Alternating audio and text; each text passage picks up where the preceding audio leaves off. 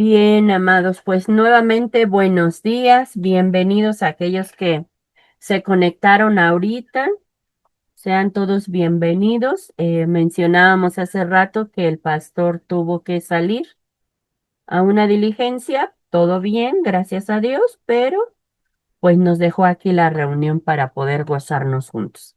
Y el día de hoy, amados, nos va a compartir nuestro amado pastor Rubén Moreno. Así que, pues te dejamos el tiempo, amigo. El tiempo es tuyo. Gracias, Pati. Pues saludos a todos, hermanos, bendiciones.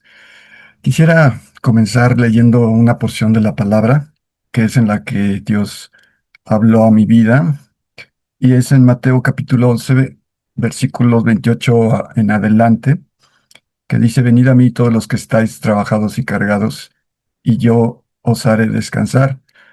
Llevad mi yugo sobre vosotros y aprended de mí, que soy manso y humilde de corazón, y hallaréis descanso para vuestras almas, porque mi yugo es fácil y ligera mi carga. Bien, quiero enfocar mi reflexión al tema del agotamiento en el ministerio. Y pues quiero comenzar diciendo que pues no es un tema que para mí sea fácil. Honestamente preferiría guardármelo en privado y con el Señor nada más. Pero lo que el pastor Eliud nos ha pedido es que hablemos, compartamos lo que el Señor está hablando a nuestras vidas, que no sea como un estudio, como a la iglesia, sino lo que Dios nos habla personalmente. Entonces, pues esto es lo que Dios ha estado hablando a mi vida de una manera personal, y es un tema con el cual pues me identifico porque el año pasado tuve una serie de situaciones en la congregación.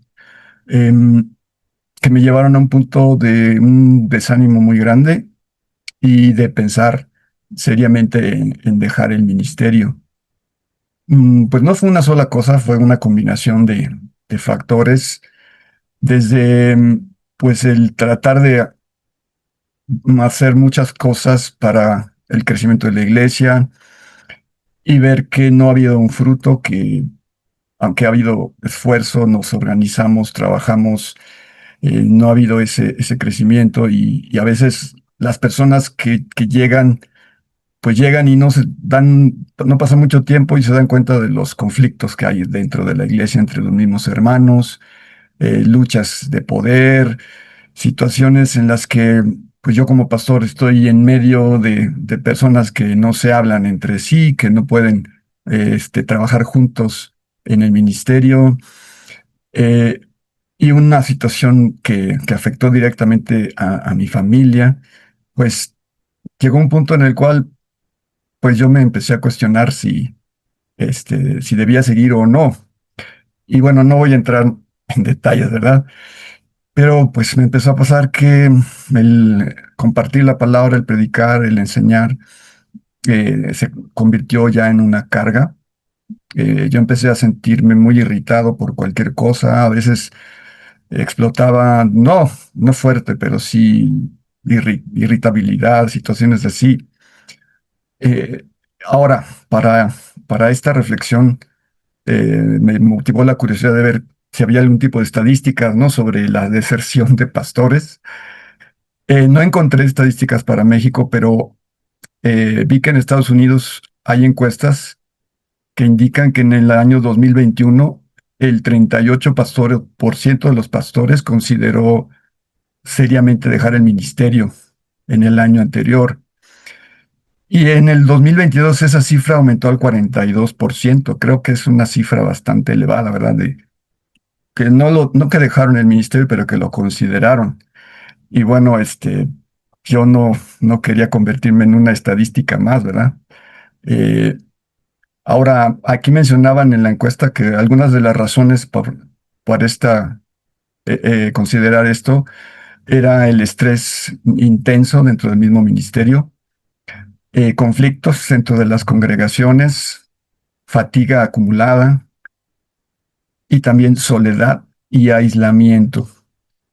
Y bueno, una de las cosas que me motiva el día de hoy a compartir esto es precisamente romper con ese aislamiento, con ese guardarte las cosas. Bueno, y pues es difícil como pastor hablar de esta situación, porque pues se espera que uno como pastor esté siempre animando a otros.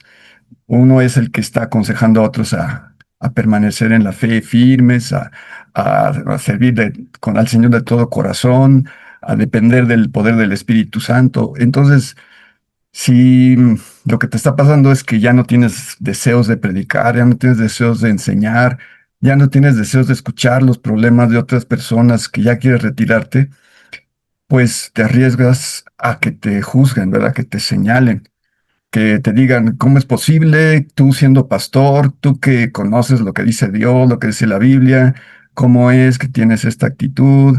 No, te falta fe. eh, pero realmente este tipo de situaciones eh, aumenta el problema, ¿verdad? No, no te ayuda que te lo digan. Digamos, tú ya sabes que estás mal, sabes que algo no está funcionando y que te lo digan o te juzguen, pues prefieres mejor guardártelo, prefieres no decírselo a nadie, porque a veces cuando se lo dices a alguien, su respuesta es, pues estás mal, te falta fe. Y entonces lo que aprendes es que es mejor quedarte callado, que es mejor no decir lo que te pasa y mejor te aíslas, pero esta situación empeora o esta actitud empeora la situación. Y pues realmente a veces cuando escuchas que en otras congregaciones Dios está haciendo grandes cosas, que hay muchos bautismos, que pues lo que menos quieres es decir cómo estás tú, ¿verdad? ¿Qué está pasando en tu congregación? Que a veces lo que ves es al contrario, que hay gente que se está yendo, que hay situaciones que no se están resolviendo, y entonces piensas que debe ser culpa tuya, que algo estás haciendo mal, pero al mismo tiempo dices, es que ya he intentado muchas cosas, ya he probado esto y lo he probado el otro, ya probé células, ya probé campañas, ya probé esto y lo otro, y no veo el fruto, ¿no? Ahora, cuando Elías estaba deprimido, ¿se acuerdas después de una gran victoria que tuvo en el Monte Carmelo cuando este, confrontó a los profetas de Baal, pero que entonces lo persiguieron? ¿Te acuerdas que le pidió a Dios morirse, verdad? Estaba deprimido, estaba desanimado. Pero la respuesta de Dios no fue, pues, échale ganas, o no fue, oye, pues, ¿cómo tú eres un profeta? ¿Cómo te falta fe? La respuesta de Dios, cuando él salió huyendo y quedó por allí dormido, pues el ángel lo despertó, le dijo, levántate y come. Y Elías comió y se volvió a dormir. Y entonces otra vez el ángel lo despertó y le dijo, levántate y come porque todavía tienes un largo camino que recorrer. Y así fue, ¿verdad? Entonces lo más espiritual que Elías pudo hacer en ese momento, su acción de fe fue dormir, descansar, reposar y comer, alimentarse. Y pues Dios le dio a alguien que lo cuidara. Y después se levantó ya fortalecido y siguió su camino. Así que lo que Dios me habló en Mateo 11:28, venid a mí los que estáis trabajados y cargados. Normalmente este versículo lo usamos para hablar del Evangelio, ¿no? A las personas que están lejos de Jesús. Pero Dios lo usó para hablarme a mí en mi cansancio, en mi agotamiento, y me dice, venid a mí. Digamos que de por sí el agotamiento ya es un síntoma, ¿no? Porque dice, estáis trabajados y cansados. Si yo estoy cansado en el ministerio, por supuesto que hay algo que no está funcionando, ¿verdad? Por supuesto que hay algo que está mal. Y yo pensaba en el contexto de este pasaje, ¿quiénes eran los trabajados y cargados? Bueno, ahí en el contexto se ve que está enfrentándose a los fariseos y bueno, en todo su ministerio, ¿verdad? Y ese enfoque legalista que ellos tenían. Los que estaban trabajados y cargados eran esas personas que estaban tratando de cumplir con todas las exigencias de la ley para poder agradar a Dios. Bueno, yo creo que no necesito abundar en el tema porque pues, todos conocemos lo que eran los fariseos, ¿verdad? Y cómo habían convertido la ley de Dios, unos 10 mandamientos en 600 mandamientos y cosas ridículamente imposibles, ¿no? Era imposible cumplir con todas esas exigencias y por eso se había vuelto una carga, se había vuelto un yugo de esclavitud para las personas. Entonces lo que Dios me estaba hablando, yo estaba estudiando el contraste entre vivir bajo la ley y vivir bajo la gracia, ahí en Romanos. Y pues llegué a entender que sin que yo fuera un judaizante, o sea, yo no estoy tratando de guardar la ley de Moisés y cumplir toda una serie de normas y de exigencias y expectativas de la ley, pero sí hay una serie de cosas, de expectativas que han sido puestas sobre ti, ¿verdad? Que sí, que yo me di cuenta, pues que yo estaba tratando de cumplir con ciertas exigencias de lo que se espera que un pastor sea, expectativas que la gente tiene, expectativas que yo mismo tengo acerca de lo que un pastor debe ser y lo que se espera que haga un pastor. Y a veces tratar de cumplir con esas expectativas, pues se convierte en un yugo, se convierte en una carga, algo pesado de llevar. Pero el Señor dice, llevad mi yugo sobre vosotros, porque mi yugo es fácil y ligera mi carga. Entonces así de sencillo.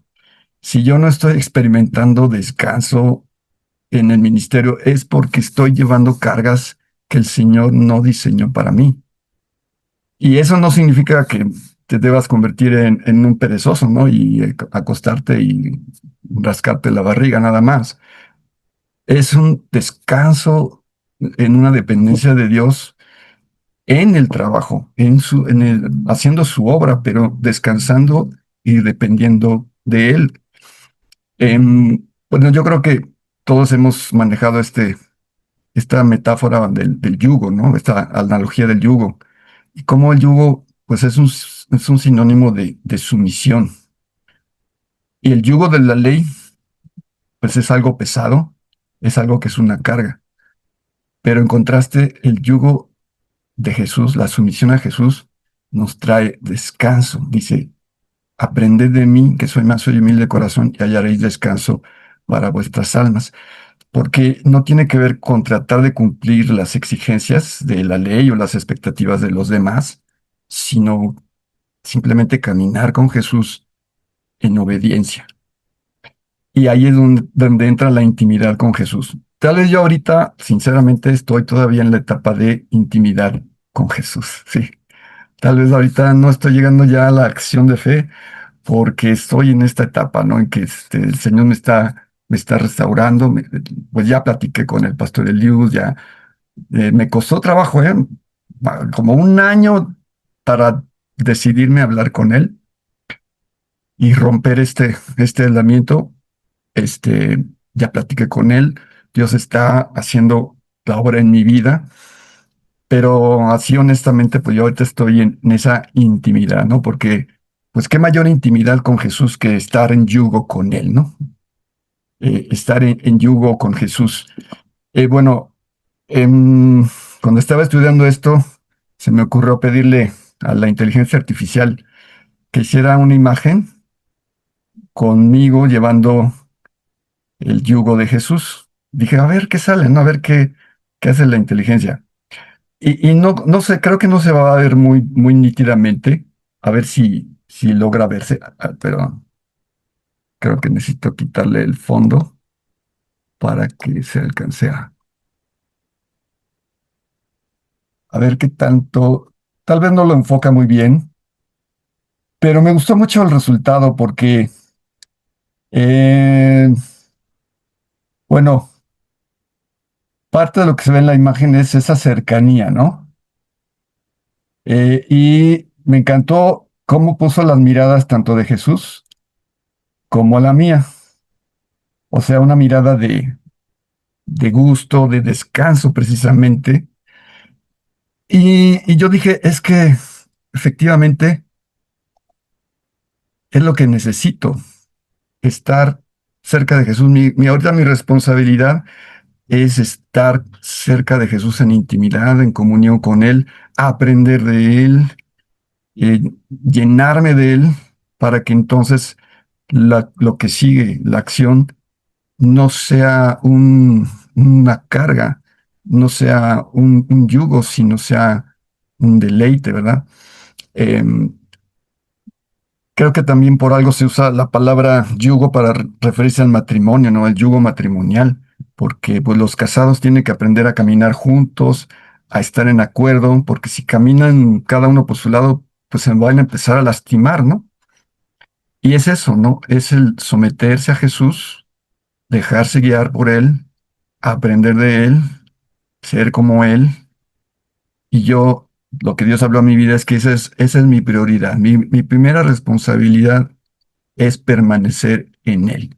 Y si lo hago, entonces el fruto va a ser un resultado natural de estar en esa intimidad y en ese yugo con Jesús. Una ilustración que también me ayudó a entenderlo fue la ilustración de que Dios dijo a un hombre, a un siervo suyo, que empujara una montaña. Entonces el hombre obediente pues, se levantaba todas las mañanas a empujar la montaña y se esforzaba realmente con todas sus fuerzas, empujaba la montaña todos los días, pero no lograba que la montaña se moviera pues ni un milímetro. Y ahí seguía, ¿no? Obediente, hasta que un día cansado le dijo a Dios, Dios, no puedo, renuncio. Por más que me esfuerzo, no puedo mover la montaña. Y Dios le responde, no te pedí que movieras la montaña, sino que la empujaras. Y lo has hecho y mira el resultado. Mira tus brazos, están más fuertes. Estás listo para la siguiente misión que tengo para ti. Entonces esta ilustración me ayudó a ver que a veces pues uno quiere mover la montaña. En este caso, que la gente responda, que la gente trabaje en unidad, que cosas que ya no son mi responsabilidad porque yo no puedo cambiar a la gente. Mi responsabilidad es hacer lo que Dios me dijo, predicar la palabra, enseñarles y depender del resultado que Dios sobre en las vidas. Pero ahí donde yo empiezo a compararme con lo que otras personas hacen, con los resultados de otras personas, es donde ese enfoque es erróneo y entonces viene esa fatiga, esa frustración, ¿no?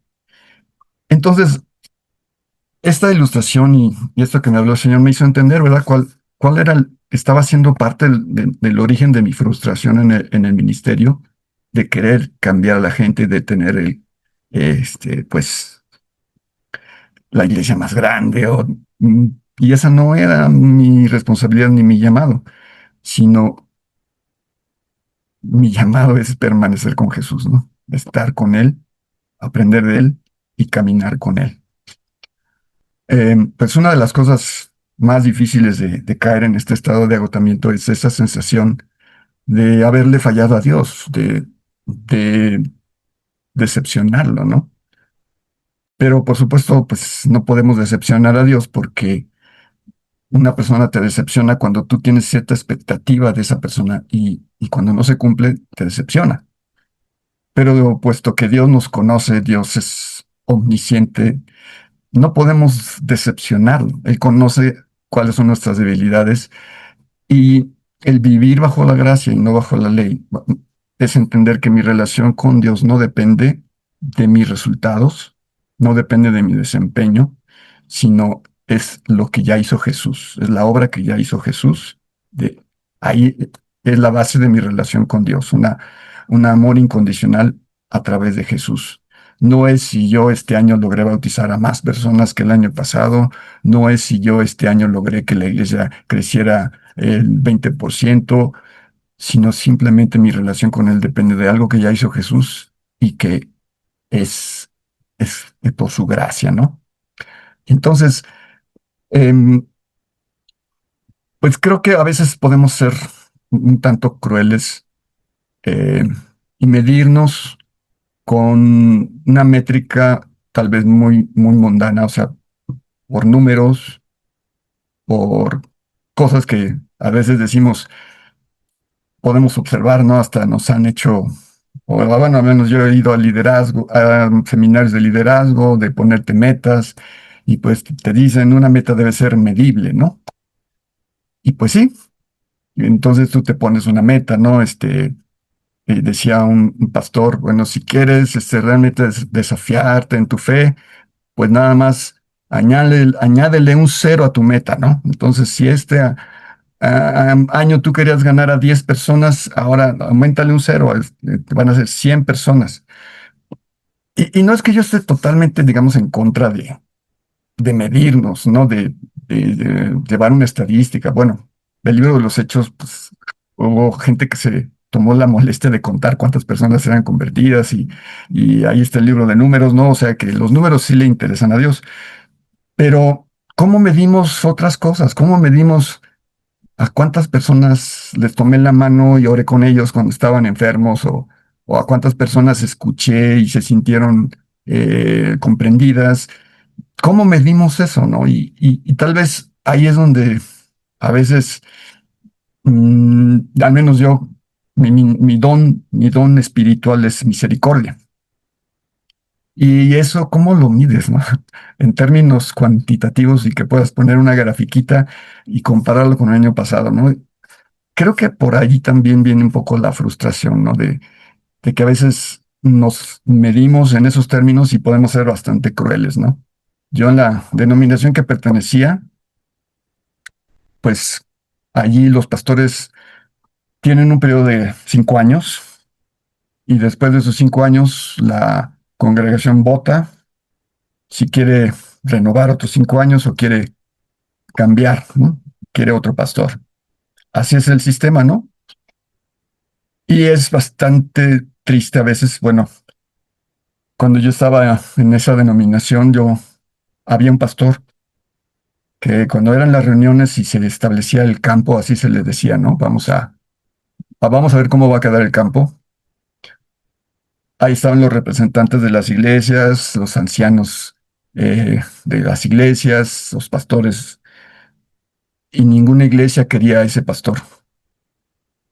Entonces, era muy triste para mí ver cómo em, yo veía cómo el espíritu de este pastor se había acabado, amargado, ¿no?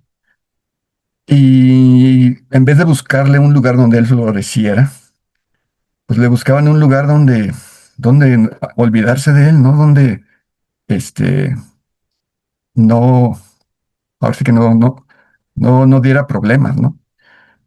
Y creo que a veces nos puede pasar eso, ¿no? Que nuestro afán o anhelo de ver crecer la iglesia podamos medirnos de esa manera y entonces sencillamente si no damos resultados, pues viene esa sensación de que no sirvo, de que no es lo mío, no es para mí. Y entonces, lo que Dios habló a mi corazón es esto, que en este momento mi prioridad es estar con Él, es permanecer en Él, caminar con Él, aprender de Él, y que lo que sea, esa es mi responsabilidad. Y lo demás que no puedo yo hacer, le corresponderá a Él hacerlo en su momento y en la forma que lo determine, ¿verdad? Pues hermanos, esto es lo que Dios ha estado hablando a mi corazón y pues se los comparto. Tenía un poco de dudas de ser así como tan abierto, pero pues espero que a alguien le sirva eh, esta reflexión. Gracias. Bueno, pues, pastor, agradecerte. De verdad, yo creo que cada uno de los que estamos aquí hemos aprendido a conocerte, quizás unos un poco más, quizás unos un poco menos, pero creo que el poder decir cómo realmente nos sentimos, eso es lo que más valora a Dios y eso es lo que más genera efecto en los demás para con uno. Y ciertamente sí, a veces no vemos ese fruto, a veces no percibimos, pero es porque estamos nosotros ahí en el centro.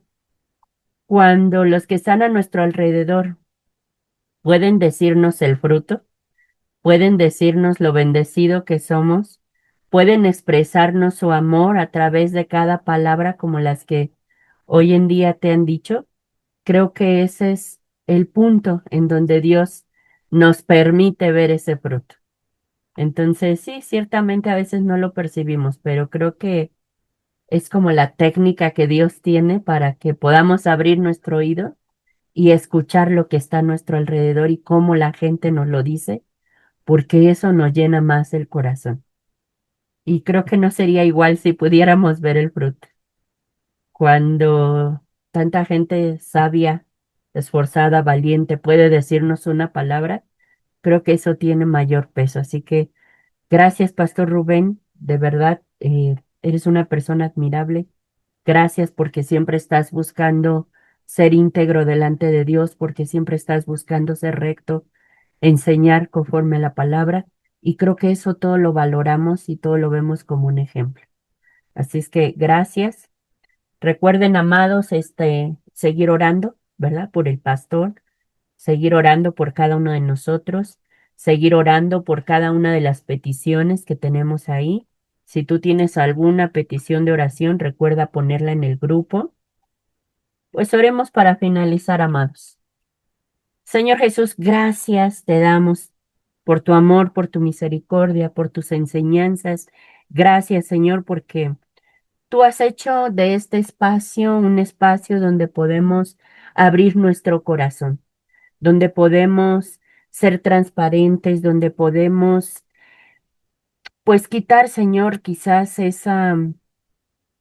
ese traje de perfección con el que a veces algunos nos ven o algunas ovejas nos ven, pero gracias, Señor, porque hablas a nuestros corazones, generas esa enseñanza, Señor, y podemos crecer. Gracias por cada uno de tus siervos que están aquí, aun por aquellos que por algún motivo no se conectaron. Bendice, Señor, a cada uno de tus siervos. Bendice cada hogar representado. Bendice cada familia, cada congregación representada, Señor. Gracias porque día a día tú te perfeccionas en nuestras debilidades, Señor. Gracias porque podemos exaltarte y darte la honra y la gloria y ver que todo objetivo y todo propósito es glorificarte, Señor. Te pedimos, Señor, que tú sigas obrando en la vida de cada uno de tus siervos, Señor, y cubras toda necesidad, Señor. Provee toda necesidad, Padre. Tu bendito nombre, Cristo Jesús. Amén y amén.